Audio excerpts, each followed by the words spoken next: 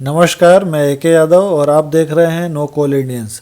और आज मैं बात करने जा रहा हूं इलेक्ट्रीशियन ट्रेनी ग्रेड 3 के पद पर चयनित होने के बाद आपका पूरा प्रमोशन का प्रोसेस कैसा रहेगा, कितना समय लगेगा और क्या आपको पदनाम मिलते जाएंगे प्रमोशन के साथ। तो ये सब सारी चर्चाएं इस वीडियो में होंगी।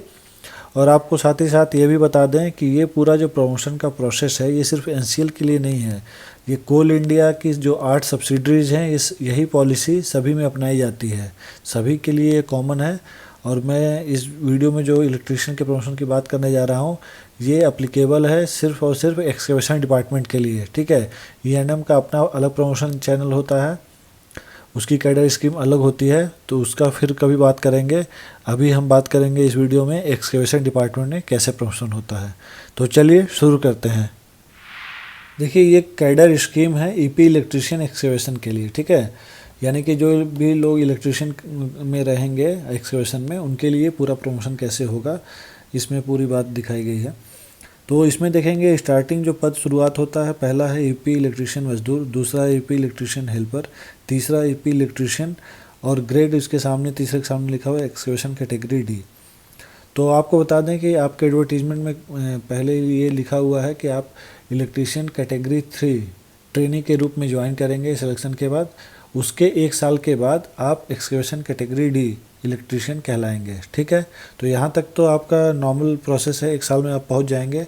इसके बाद जो नेक्स्ट पोस्ट है, जो चौथा इसमें दिया हुआ है EP electrician excavation category C, इस पद में आपको प्रमोशन होगा। तो वो प्रमोशन कब होगा, देखिए यहाँ पे एलिजिबिलिटी फॉर प्रमोशन लिखा हुआ है कि 3 साल का एक्सपीरियंस चाहिए। ठीक है, 3 year experience as EP electrician in excavation category D. यानी एक्सकेवेशन कैटेगरी डी में जब आप 3 साल नौकरी कर लेंगे इलेक्ट्रिशियन के पद पे, तब आप प्रमोशन के लिए एलिजिबल हो जाएंगे, आपका प्रमोशन हो सकता है। वो प्रमोशन कैसे होगा, डीपीसी के द्वारा, यानी डिपार्टमेंटल प्रमोशन कमेटी के द्वारा। ठीक है, इसके बाद फिर नेक्स्ट जो पद आएगा उसको भी ईपी इलेक्ट्रिशियन ही बोला जाएगा, लेकिन ग्रेड यहाँ पे जो आपका कैटेगरी है देखिए एक्सकेवेशन कैटेगरी बी कहलाएगा। ठीक है, एक्सकेवेशन कैटेगरी बी के लिए क्या चाहिए, इसमें भी 3 साल का एक्सपीरियंस चाहिए। 3 साल का एक्सपीरियंस चाहिए आपको कैटेगरी सी का। कैटेगरी सी में आप जब 3 साल नौकरी कर लेंगे तब आप कैटेगरी बी में प्रमोट हो सकते हैं डीपीसी के थ्रू। ठीक है, लेकिन ये सारी जो प्रमोशन व्यवस्था है ये वैकेंसी पे भी डिपेंड करता है। अगर वैकेंसी नहीं रहेगी तो 3 साल में प्रमोशन नहीं होगा, हो सकता है 4 साल 5 साल भी लग जाए। इसके बाद जो नेक्स्ट प्रमोशन है आपका सीनियर ईपी इलेक्ट्रिशियन का। ठीक है, और इसमें आपका जो कैटेगरी है वो एक्सकेवेशन कैटेगरी ए कहलाएगा। इसके लिए देखिए जो आपका एक्सपीरियंस था ये बढ़ गया है, ये 5 साल का हो गया है। यहाँ पे ज़रूरत है आपको, यानी कि 5 साल आप जब एक्सकेवेशन कैटेगरी बी में कार्य कर लेंगे तब एलिजिबल होंगे कि आपका प्रमोशन आपका हो सके कैटेगरी ए में, यानी सीनियर ईपी इलेक्ट्रिशियन के लिए। ठीक है, ये भी डीपीसी के थ्रू ही होगा। इसमें देखिए सबसे ज़रूरी बात आपने शायद ध्यान न दी हो अभी तक, मैं बताता हूँ। जो क्वालिफिकेशन का कॉलम है इसमें आप देखे होंगे एक तो नॉन आईटीआई है जो डिपार्टमेंटल कैंडिडेट के लिए, इससे आपका मतलब नहीं है। उसके बाद लिखा हुआ है ITI with statutory certificate as per I rule. तो देखिए statutory certificate as per I rule जो होता है, आई यानी इंडियन इलेक्ट्रिसिटी रूल। ठीक है, इंडियन इलेक्ट्रिसिटी रूल के हिसाब से आपके पास सर्टिफिकेट होना चाहिए स्टैट्यूटरी। वो स्टैट्यूटरी सर्टिफिकेट क्या होता है, वो आपको जो है वायरमैन परमिट का। तो ये जो स्टेट के जो इलेक्ट्रिसिटी रेगुलेटरी बॉडी होती हैं वहाँ से जारी होता है। आप जब ज्वाइन करेंगे उसके बाद एक्सपीरियंस के बाद आपको ये सर्टिफिकेट अप्लाई करना पड़ता है, उसका एग्ज़ाम देना पड़ता है, फिर ये सर्टिफिकेट मिलते हैं। तो इसके बिना आपके प्रमोशन नहीं होंगे, ये ध्यान रखिएगा। ये सर्टिफिकेट आपको हासिल करने पड़ेंगे एग्ज़ाम दे करके। ये देखिए मिनिमम रिक्वायरमेंट एक क्वालिफिकेशन में दिया हुआ है कि ये एक्सकेवेशन डी के बाद, चूँकि एक्सकेवेशन डी में तो आपको नॉर्मल सिलेक्शन ही हो रहा है, लेकिन उसके बाद जब एक्सकेवेशन सी में आपको आना है तो ये चाहिए ही चाहिए स्टैट्यूटरी सर्टिफिकेट। तो इसके लिए आपको अप्लाई करना पड़ेगा। हो सकता है कुछ लोग प्राइवेट में जॉब कर रहे हों या दूसरी कंपनी में जॉब कर रहे हैं तो उनके पास ऑलरेडी ये अप्लाई किया हुआ होगा, उनको मिला हुआ होगा वायरमैन परमिट। अगर उनके पास है तब तो कोई बात ही नहीं है, और नहीं है तो फिर बनवाना पड़ेगा। ठीक है, इसमें साथ ही देखिए दूसरा point ITI will be guided, ये लिखा हुआ है 32 II 32, तो ये फिटर वाले केस में भी मैंने समझाया था, ये इसमें कुछ नहीं है। इसमें जो आपका एडवर्टीजमेंट में लिखा है कि आप 1 साल जो है ट्रेनिंग में रहेंगे, अगले साल एक्सेप्शन कैटेगरी डी में हो जाएंगे, वही बात इसमें भी लगी, इस ऑफिस ऑर्डर में भी लिखी हुई है, तो इसकी बात नहीं करेंगे। अब यहाँ से इसके आगे जो प्रमोशन होगा आपका सुपरवाइजरी कैडर में प्रमोशन होगा। सीनियर EP इलेक्ट्रीशियन के बाद आप जो है सुपरवाइजरी कैडर के लिए प्रमोशन के लिए एलिजिबल हो जाते हैं। तो चलिए उसको देखते हैं। देखिए ये कैडर स्कीम है for EP electrician to foreman incharge supervisory cadre. तो यहाँ देखिए सीनियर EP इलेक्ट्रीशियन होना चाहिए, ये थोड़ा सा मिसप्रिंट है। Senior EP electrician to foreman incharge में प्रमोशन के लिए ये कैडर स्कीम है। अब इसमें देखिए पहला जो पोस्ट है फोरमैन का है। आपका जो सीनियर EP इलेक्ट्रीशियन के बाद जब नेक्स्ट प्रमोशन होगा तो वो फोरमैन का पद मिलेगा, और ग्रेड होगा T&S grade B, technical and supervisory grade B।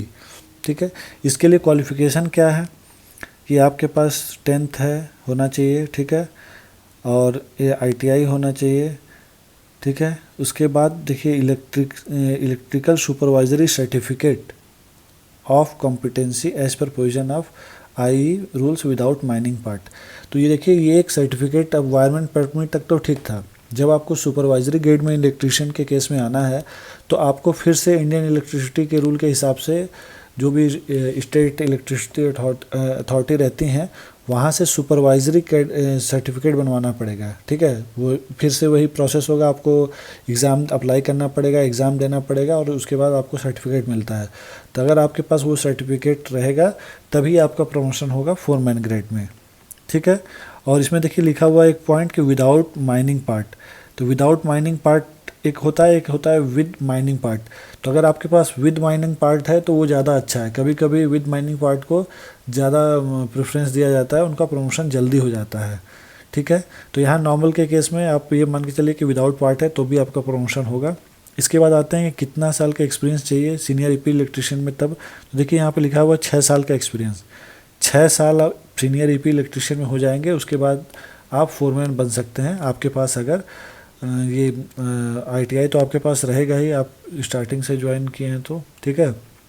इसके बाद आता है जो है सुपरवाइजरी सर्टिफिकेट, तो इसको बनवा लेना पड़ेगा आपको समय रहते। इसके बाद सिलेक्शन, इंटरनल सिलेक्शन होता है, फिर आप प्रमोशन आपको मिल जाएगा। इसके बाद फोरमैन पद के बाद नेक्स्ट जो प्रमोशन मिलेगा आपको फोरमैन इंचार्ज पद के लिए, और इस समय ग्रेड आपको मिलेगा technical and supervisory grade A, ठीक है। और इसके लिए एक्सपीरियंस चाहिए आपको 4 साल फोरमैन पद पे आप काम कर लेंगे तब आप एलिजिबल होंगे। उसके बाद DPC से आप बन सकते हैं अगर वैकेंसी रही तो। इसके बाद नेक्स्ट प्रमोशन आएगा तो उसका पद नाम भी सेम रहेगा, फोरमैन इंचार्ज रहेगा, लेकिन ग्रेड यहाँ पे देखिए चेंज है, TNS ग्रेड 1 ग्रेड A से ग्रेड A1 हो गई यहाँ पे, ठीक है। इसके लिए एक्सपीरियंस चाहिए आपको 5 साल का। 5 साल आप ग्रेड A में जब ड्यूटी कर लेंगे तब आप एलिजिबल हो जाएंगे foreman in charge TNS grade A1 के लिए। तो DPC के थ्रू ये यहाँ तक प्रमोशन आपका हो सकता है। ये एक टेक्नीशियन के लिए मैक्सिमम हायर पोस्ट है, ठीक है। यहीं तक आपका प्रमोशन हो सकता है एक ITI के केस में, ठीक है। अगर आपके पास डिप्लोमा रहेगा तो बात अलग है, फिर आप इससे आगे भी बढ़ सकते हैं। लेकिन आपके पास अगर जो है कि सिर्फ ITI है और सुपरवाइजरी सर्टिफिकेट है तो आप फोरमैन इंचार्ज तक मैक्सिमम आ सकते हैं, ठीक है।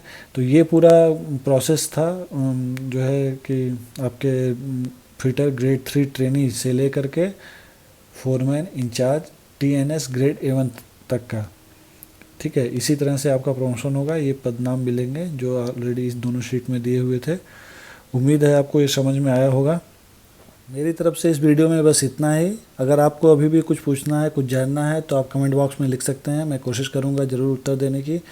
और अगर आपको ये वीडियो पसंद आया हो तो ज़रूर लाइक करें। Thank you for watching.